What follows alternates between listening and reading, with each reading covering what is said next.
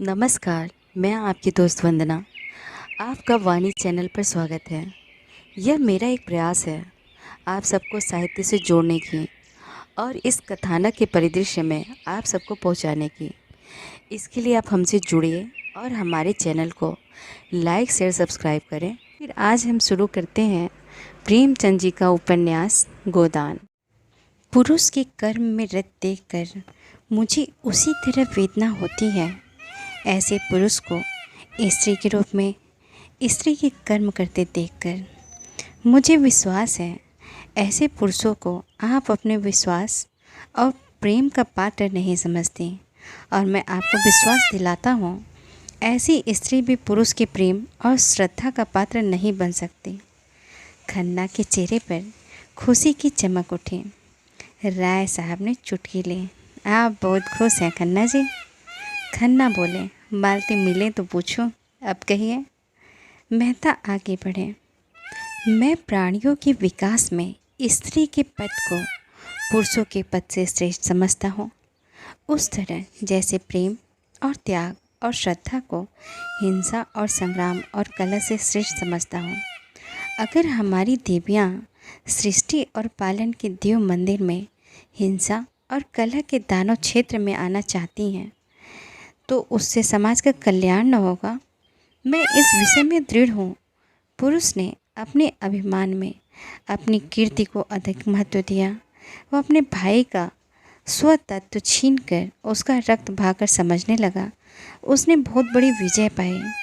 जिन शिशुओं को देवियों ने अपने रक्त से सिरजा और पाला, उन्हें बम और मशीन गन और सहस्त्रों टैंकों का शिकार बनाकर वह अपने को विजेता समझता है। और जब हमारी ही माताएं उसके माथे पर केसर का तिलक लगाकर और उसे अपनी आशीषों का कवच पहनाकर हिंसा क्षेत्र में भेजती हैं, तो आश्चर्य है कि पुरुष ने विनाश को ही संसार के कल्याण की वस्तु समझा और उसकी हिंसा प्रवृत्ति दिन दिन बढ़ती गई। और आज हम देख रहे हैं कि यह दानवता प्रचंड होकर समस्त संसार को रौदती, प्रेमियों को कुचलती, हरी भरी खेतियों को जलाती और गुलजार बस्तियों को वीरान करती चली जाती हैं। देवियों, मैं आपसे पूछता हूँ, क्या आप इस दानवशीलता में सहयोग देकर इस संग्राम क्षेत्र में उतरकर संसार का कल्याण करेंगे? मैं आपसे विनती करता हूँ, नाश करने वालों को अपना नाम करने दीजिए। आप अपनी धर्म का पालन किए जाइए। खन्ना बोले, मालती की तो गर्दन नहीं उठती। राय साहब ने इन विचारों का समर्थन किया। मेहता कहते तो यथार्थ ही हैं। बिजली संपादक बिगड़े, मगर कोई बात तो नहीं कही। नारी आंदोलन के विरोधी इन्हीं ऊटपटांग बातों की शरण लिया करते हैं। मैं इसे मानता ही नहीं कि त्याग और प्रेम से संसार ने उन्नति की। संसार में उन्नति की पौरुष से, पराक्रम से, बुद्धि बल से, तेज से। खुर्शीद ने कहा, अच्छा सुनने दीजिए या अपनी गाय जाइएगा। मेहता का भाषण जारी था। देवियों, मैं उन लोगों में नहीं हूँ जो कहते हैं स्त्री और पुरुष में समान शक्तियाँ हैं, समान प्रवृत्तियाँ हैं और उनमें कोई विभिन्नता नहीं है। इससे भयंकर असत्य की मैं कल्पना नहीं कर सकता। यह वह असत्य है जो युग युगांतरों से संचित अनुभव को उसी तरह ढक लेना चाहता है जैसे बादल का एक टुकड़ा सूर्य को ढक लेता है। मैं आपको सचेत किए देता हूँ कि आप इस जाल में ना फंसें। स्त्री पुरुष से उतनी ही श्रेष्ठ है जितना प्रकाश अंधेरे से। मनुष्य के लिए क्षमा और त्याग और अहिंसा जीवन में उच्चतम आदर्श है। नारी इस आदर्श को प्राप्त कर चुकी है। पुरुष धर्म और अध्यात्म और ऋषियों का आश्रय लेकर उस लक्ष्य पर पहुंचने के लिए सदियों से जोर मार रहा है, पर सफल नहीं हो सका। मैं कहता हूँ उसका सारा अध्यात्म और योग एक तरफ और नारियों का त्याग एक तरफ। तालियां बजी, हॉल हिल उठा। राय साहब ने गदगद होकर कहा, मेहता वही कहते हैं जो उनके दिल में है। ओंकार नाथ ने टीका की, लेकिन बातें सभी पुरानी हैं, सड़ी हुई।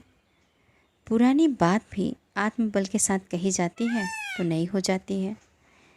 तो 1,000 रुपये हर महीने फटकार कर विलास में उड़ता हो, उसमें आत्मबल जैसी वस्तु नहीं रह सकती। यह केवल पुराने विचार की नारियों और पुरुषों को प्रसन्न करने के ढंग है। खन्ना ने मालती की ओर देखा। यह क्यों फूली जा रही है री? इन्हें तो शर्माना चाहिए। खुर्शीद ने खन्ना को उकसाया। अब तुम भी एक तकरीर कर डालो खन्ना, नहीं मेहता तुम्हें उखाड़ फेंकेगा। आधा मैदान तो उसने मार भी लिया है। खन्ना खिसिया कर बोले, मेरी ना कहिए, मैंने कितनी चिड़िया फंसा कर छोड़ दी हैं। राय साहब ने खुर्शीद की तरफ आंख मारकर कहा, आजकल आप महिला समाज की तरफ आते जाते हैं। सच कहना, कितना चंदा दिया? खन्ना पर झेप छा गई। मैं ऐसे समाजों को चंदे नहीं दिया करता जो कला का ढोंग रचकर दुराचार फैलाते हैं। मेहता का भाषण जारी था। पुरुष कहता है, जितने दार्शनिक और वैज्ञानिक आविष्कारक हुए हैं वह सब पुरुष थे। जितने बड़े बड़े महात्मा हुए हैं वह सब पुरुष थे। सभी राजनीति के आचार्य बड़े बड़े सब कुछ पुरुष थे।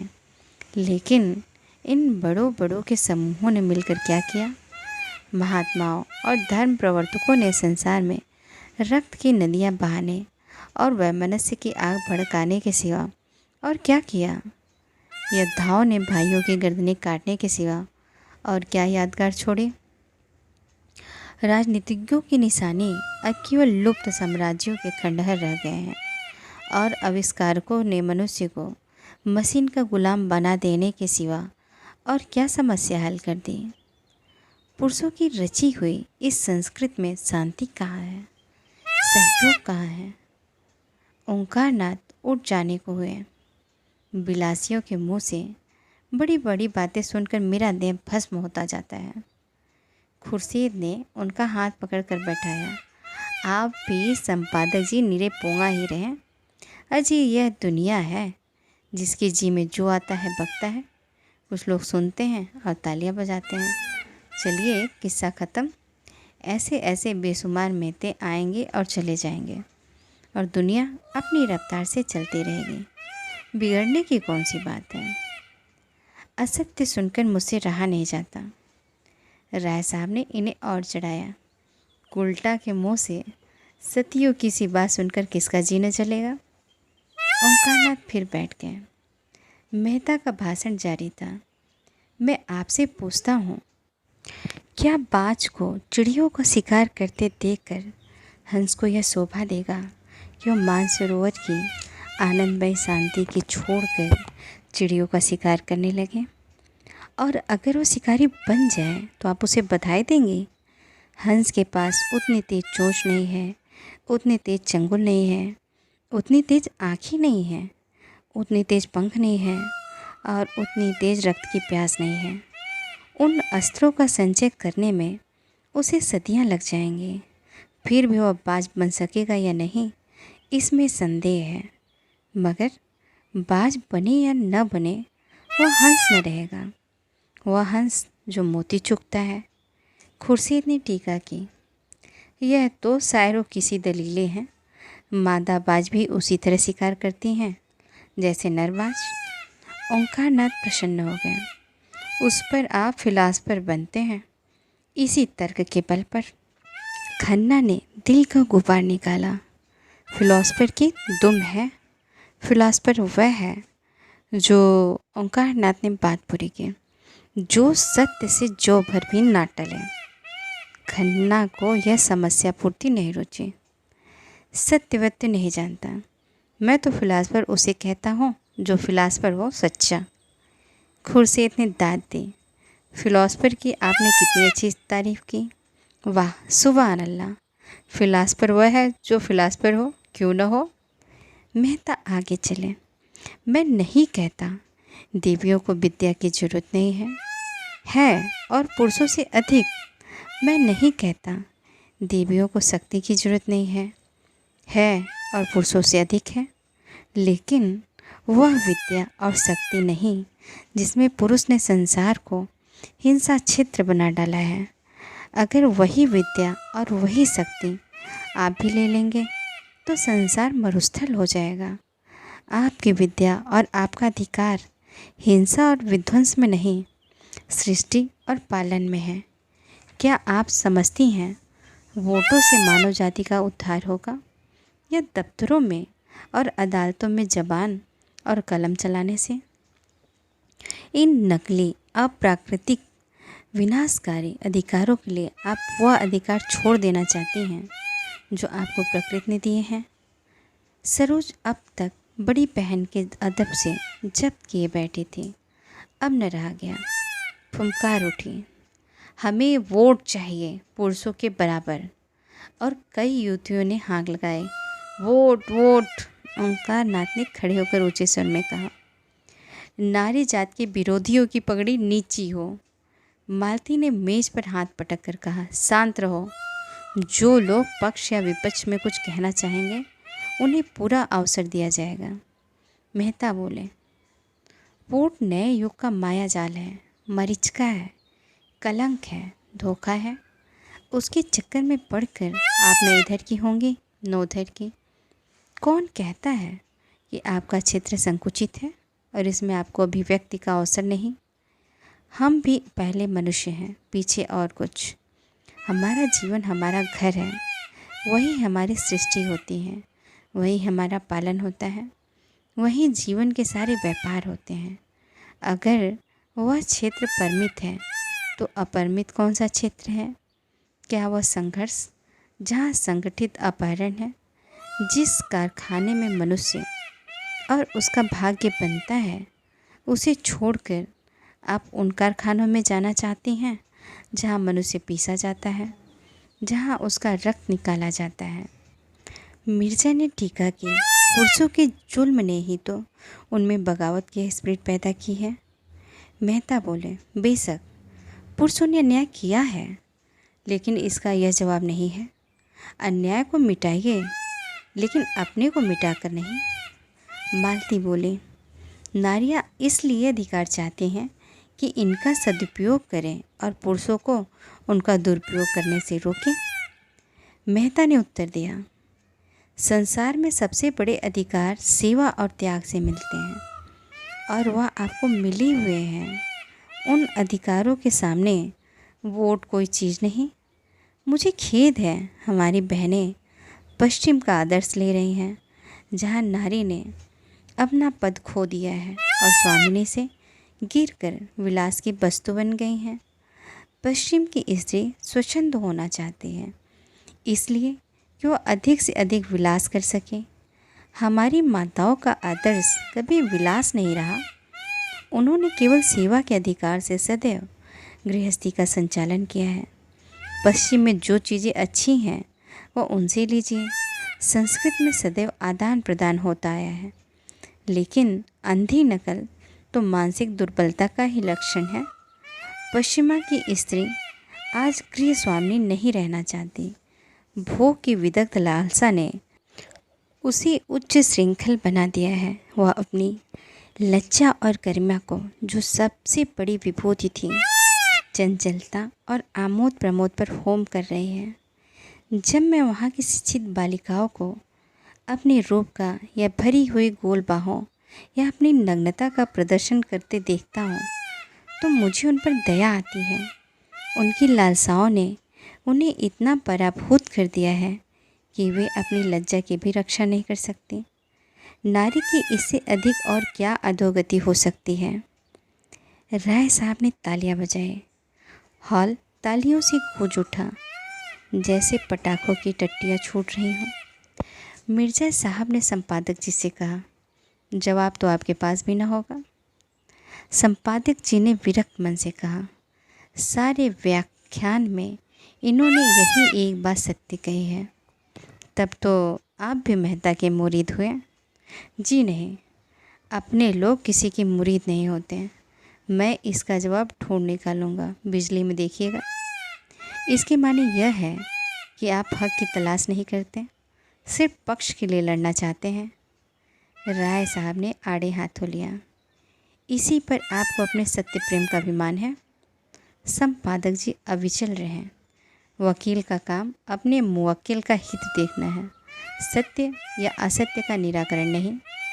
तो यूँ कहिए कि आप औरतों के वकील हैं। मैं उन सभी का वकील हूँ जो निर्बल हैं, निसहाय हैं, पीड़ित हैं। बड़े बेहया हो यार, मेहता जी कह रहे थे। और यह पुरुषों का षड्यंत्र है, देवियों को ऊंचे शिखर से खींचकर अपने बराबर बनाने के लिए।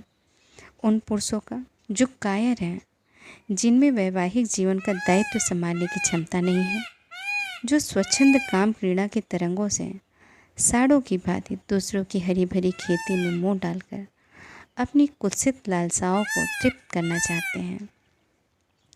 पश्चिम में इनका षड्यंत्र सफल हो गया और देवियाँ तितलियाँ बन गईं। मुझे यह कहते हुए शर्म आती है कि इस त्याग और तपस्या की भूमि भारत में भी कुछ वही हवा चलने लगी है। विशेषकर हमारी शिक्षित बहनों पर वह जादू बड़ी तेज़ी से चढ़ रहा है। वह गृहिणी का आदर्श त्याग कर तितलियों का रंग पकड़ रही हैं। सरोज उत्तेजित होकर बोली, हम पुरुषों से सलाह नहीं मांगती। अगर वह अपने बारे में स्वतंत्र हैं तो स्त्रियां भी अपने विषय में स्वतंत्र हैं।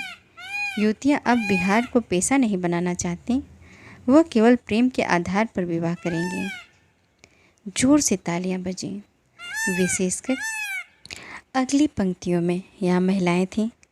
मेहता ने जवाब दिया, जिसे तुम प्रेम कहती हो वह धोखा है, उद्दीप्त लालसा का विकृत रूप।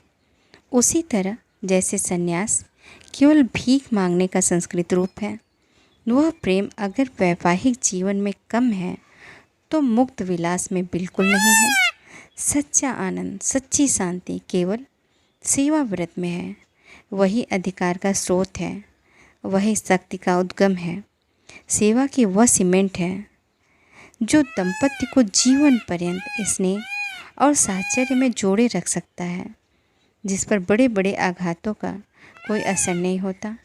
जहाँ सेवा का अभाव है वहीं विवाह विच्छेद है, परित्याग है, अविश्वास है। और आपके ऊपर पुरुष जीवन की नौका के कर्णधार होने के कारण जिम्मेदारी ज़्यादा है। आप चाहें तो नौका को आंधी और तूफानों में पार लगा सकती हैं, और अपने असावधानी की तो नौका डूब जाएगी और साथ ही आप भी डूब जाएंगे। भाषण समाप्त हो गया। विषय विवादग्रस्त था और कई महिलाओं ने जवाब देने की अनुमति मांगी, मगर देर बहुत हो गई थी, इसलिए मालती ने मेहता को धन्यवाद देकर सभा भंग कर दी। हाँ, यह सूचना दे दी गई कि अगले रविवार को इसी विषय पर कई देवियाँ अपने विचार प्रकट करेंगी। राय साहब ने मेहता को बधाई दी। आपने मन की बातें कही मिस्टर मेहता, मैं आपके एक एक शब्द से सहमत हूँ। मालती हंसी। आप क्यों न बधाई देंगे, चोर चोर मौसेरे भाई जो होते हैं। मगर यह सारा उपदेश गरीब नारियों ही के सिर क्यों थोपा जाता है? उन्हीं के सिर क्यों आदेश और मर्यादा और त्याग सब कुछ पालन करने का भार पटका जाता है? मेहता बोले, इसलिए कि वह बात समझती हैं। खन्ना ने मालती की ओर अपनी बड़ी बड़ी आंखों से देखकर मानो उसके मन की बात समझने की चेष्टा करते हुए कहा, डॉक्टर साहब के ये विचार मुझे तो कोई 100 साल पिछड़े हुए मालूम होते हैं। मालती ने कटु होकर पूछा, कौन से विचार? यही सेवा और कर्तव्य आदि। तो आपके ये विचार 100 साल पिछड़े हुए मालूम होते हैं, तो कृपा करके अपने ताज़े विचार बतलाइए। दंपति कैसे सुखी रह सकते हैं, इसका ताज़ा नुस्खा आपके पास है? खन्ना खिसिया गए। बात कही मालती को खुश करने के लिए, वह तिनक उठी। बोले, यह नुस्खा तो मेहता साहब को मालूम होगा। डॉक्टर साहब ने तो बतला दिया, और आपके ख्याल में वह 100 साल पुराना है, तो नया नुस्खा आपको बतलाना चाहिए। आपको ज्ञात नहीं कि दुनिया में ऐसी बहुत सी बातें हैं जो कभी पुरानी हो ही नहीं सकती। समाज में इस तरह की समस्याएं हमेशा उठती रहती हैं और हमेशा उठती रहेंगी। मिसेज खन्ना बरामदे में चली गई थी। मेहता ने उनके पास जाकर प्रणाम करते हुए पूछा, मेरे भाषण के विषय में आपकी क्या राय है? मिसेज खन्ना ने आंखें झुकाकर कहा, अच्छा था, बहुत अच्छा, मगर अभी आप अविवाहित हैं। जब भी नारियां देवी हैं, श्रेष्ठ हैं, कर्णधार हैं, विवाह कर लीजिए तो पूछूंगी अब नारियां क्या हैं। और विवाह आपको करना पड़ेगा, क्योंकि आप विवाह से मुंह चुराने वाले मर्दों को कायर कह चुके हैं। मेहता हंसे उसी के लिए तो ज़मीन तैयार कर रहा हूँ। मिस मालती से जोड़ा भी अच्छा है। शर्त यही है कि कुछ दिन आपके चरणों में बैठकर आपसे नारी धर्म सीखें। वही स्वार्थी पुरुषों की बात, आपने पुरुष कर्तव्य सीख लिया है। यही सोच रहा हूँ किससे सीखूं। मिस्टर खन्ना आपको बहुत अच्छी तरह सिखा सकते हैं। मेहता ने कहा मारा, नहीं नहीं, मैं पुरुष कर्तव्य पे आपसे ही सीखूंगा। अच्छी बात है, मुझे से सीखिए। पहली बात यही कि भूल जाइए कि नारी श्रेष्ठ है और सारी जिम्मेदारी उसी पर है। श्रेष्ठ पुरुष है और उसी पर गृहस्थी का सारा भार है। नारी में सेवा और संयम और कर्तव्य सब कुछ वही पैदा करता है। अगर उसमें इन बातों का अभाव है तो नारी में भी अभाव रहेगा। नारियों में आज जो यह विद्रोह है, इसका कारण इन पुरुषों का गुणों से शून्य हो जाना है। मिर्ज़ा साहब ने आकर मेहता को गोद में उठा लिया और बोले, मुबारक। मेहता ने प्रश्न की आंखों से देखा, आपको मेरी तकरीर पसंद आई? तकरीर तो खैर जैसी थी, मगर कामयाब खूब रही। आपने परी को शीशे में उतार लिया। अपनी तकदीर सराहिए कि जिसने आज तक किसी को मुंह नहीं लगाया, वह आपका कलमा पढ़ रही है। मिसेस खन्ना दबी जबान से बोले, जब नशा ठहर जाए तो कहिए। मेहता ने विरक्त भाव से कहा, मेरी जैसी किताब के कीड़ों को कौन औरत पसंद करेगी देवी जी? मैं तो पक्का आदर्शवादी हूँ। मिसेज खन्ना ने अपने पति को कार की तरफ जाते देखा तो उधर चले गए। मिर्ज़ा भी निकल गए। मेहता ने मंच पर से अपनी छड़ी उठाई और बाहर जाना चाहते थे कि मालती ने आकर उनका हाथ पकड़ लिया और आग्रह भरी आंखों से बोली, आप अभी नहीं जा सकते, चलिए पापा से आपकी मुलाकात कराऊं और आज खाना वहीं खाइए। मेहता ने कान पर हाथ रख के कहा, नहीं नहीं, क्षमा कीजिए, वहाँ से रोज़ मेरी जान खा जाएगी। मैं इन लड़कियों से बहुत घबराता हूँ। नहीं नहीं, मैं जिम्मा लेती हूँ, जो मुँह भी खोले। अच्छा आप चलिए, मैं थोड़ी देर में आऊँगा। जी नहीं, यह न होगा। मेरी कार को सरोज लेकर चल दी, आप मुझे पहुँचाने तो चलेंगे? दोनों मेहता की कार में बैठे। कार चली। एक क्षण बाद मेहता ने पूछा, मैंने सुना है खन्ना साहब अपनी बीवी को मारा करते हैं। तब से मुझे उनकी सूरत से नफ़रत हो गई। जो आदमी इतना निर्दयी हो, उसे मैं आदमी नहीं समझता। उस पर आप नारी जात के बड़े हितैषी बनते हैं। तुमने उन्हें कभी समझाया नहीं? मालती उद्विग्न होकर बोली, ताली हमेशा दो हथेलियों से बजती है, या आप भूल जाते हैं? मैं तो ऐसे किसी कारण की कल्पना ही नहीं कर सकता कि कोई पुरुष अपनी स्त्री को मारे, चाहे स्त्री कितनी ही बदज़बान हो। हाँ, कितनी हो। तो आप एक नए किस्म के आदमी हैं। अगर मर्द बदमिजाज हो तो तुम्हारी राय में उस मर्द पर हंटरों की बौछार करनी चाहिए, क्यों? स्त्री जितनी क्षमाशील हो सकती है, पुरुष नहीं हो सकता। आपने खुद आज यह बात स्वीकार की है। तो औरत की क्षमाशीलता का यही पुरस्कार है। मैं समझता हूँ तुम खन्ना को मुंह लगाकर उसे और भी सह देती हो। तुम्हारा वह जितना आदर करता है, तुमसे जितनी भक्ति है, उसके बल पर तुम बड़ी आसानी से उसे सीधा कर सकती हो, मगर तुम उसकी सफाई देकर स्वयं उस अपराध में शरीक हो जाती हो। मालती उत्तेजित होकर बोली, तुमने इस समय यह व्यर्थ ही प्रसंग छेड़ दिया। मैं किसी की बुराई नहीं करना चाहती, मगर अभी आपने गोविंदी देवी को पहचाना नहीं। आपने उनकी भोली भाली शांत मुद्रा देखकर समझ लिया वह देवी हैं। मैं उन्हें इतना ऊंचा स्थान नहीं देना चाहती। उन्होंने मुझे बदनाम करने का जितना प्रयत्न किया है, मुझ पर जैसे जैसे आघात किए हैं, वह बयान करूं तो आप दंग रह जाएंगे। और तब आपको मानना पड़ेगा कि ऐसी औरत के साथ यही व्यवहार होना चाहिए। आखिर उन्हें आपसे इतना द्वेष है, इसका कोई कारण तो होगा। कारण उनसे पूछिए, मुझे किसी के दिल का क्या हाल मालूम। उनसे बिना पूछे भी अनुमान किया जा सकता है, और वह यह है, अगर कोई पुरुष मेरे और मेरी स्त्री के बीच में आने का साहस करे तो मैं उसे गोली मार दूंगा, और उसे न मार सकूंगा तो अपनी छाती में मार लूँगा।